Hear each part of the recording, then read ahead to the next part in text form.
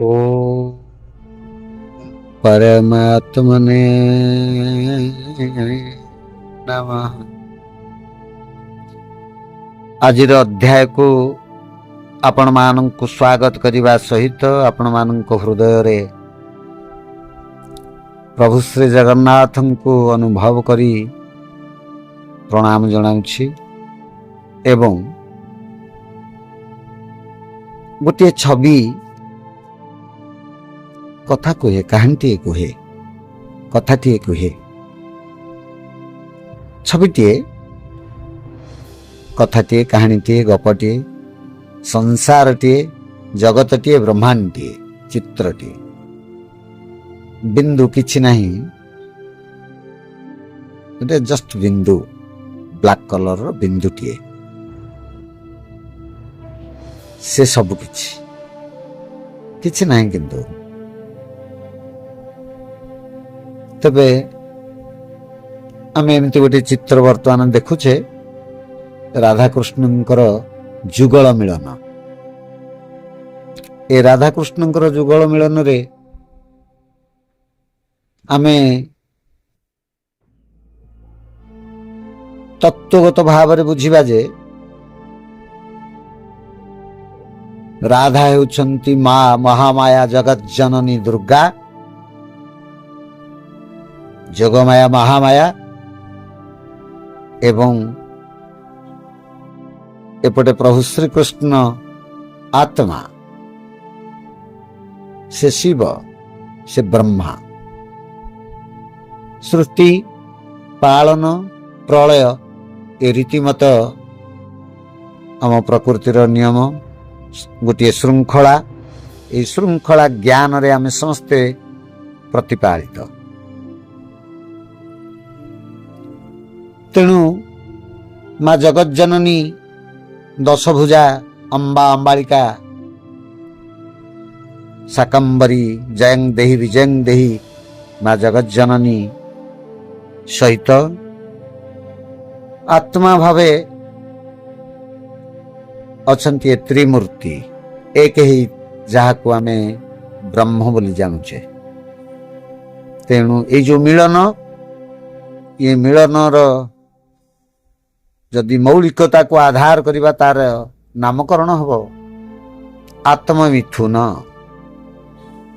ଯେତେବେଳେ ମାୟା, ପୁରୁଷ ଏବଂ ପ୍ରକୃତି ପରସ୍ପରଙ୍କୁ ଆଲିଙ୍ଗନ କରନ୍ତି, ତାହା ହେଉଛି ଆତ୍ମମିଥୁନ। ଏହା ଦେହଗତ ନୁହେଁ, ଏହା ଏକ ସୂକ୍ଷ୍ମ ସତାର ବିଧି ବ୍ୟବସ୍ଥା। ତଦ୍ବିଧି ପ୍ରଣିପାତେନ ପରିପ୍ରସନେ ସେବୟା। ତେଣୁ ଏହା ଏକ ବିଧି। ଆଦିମାତା ଏବଂ ଆଦି ପୁରୁଷ ଉଭୟଙ୍କର ଘନ ଘୋର ମିଳନ। ଏ ସୃଷ୍ଟିର ନାଦ, ଏ ସୃଷ୍ଟିର ଲୟ ବିଲୟ ସବୁ ନିୟନ୍ତ୍ରଣ ତାଙ୍କ ଦ୍ୱାରା। ସମର୍ପଣ ହିଁ ଆମକୁ ଉଦ୍ଧାର କରିବ। ଏବଂ এই ମିଳନର ଯୋଉ ସଙ୍ଗୀତ, ତାହା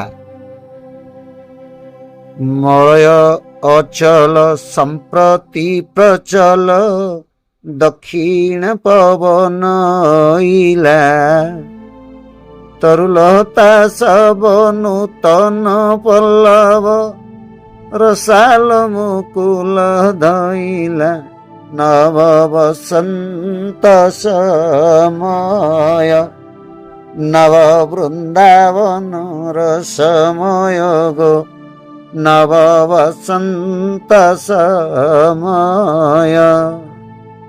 ନବ ମାଧବିକା ମଧୁପଜୀବିକା, ମଲ୍ଲିକା ବୋଲି ফুলে ঘরলো,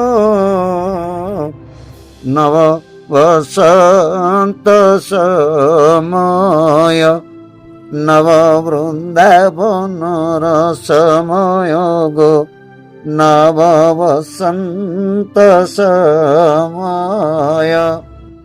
নিরলৌত ফল ପାଚେ ନିଆଲି କମଳ ମଦ ଗଦବ ଭରଲ ନବ ବସନ୍ତ ସମୟ ନବ ବୃନ୍ଦାବନର ସମୟ ଗো ନବ ବସନ୍ତ ସମୟ। ये ମହାରାସର ସମୟ। ଆଗ ରାଧା ପଛେ କୃଷ୍ଣ ଲମ୍ପଟ ବେଳରେ।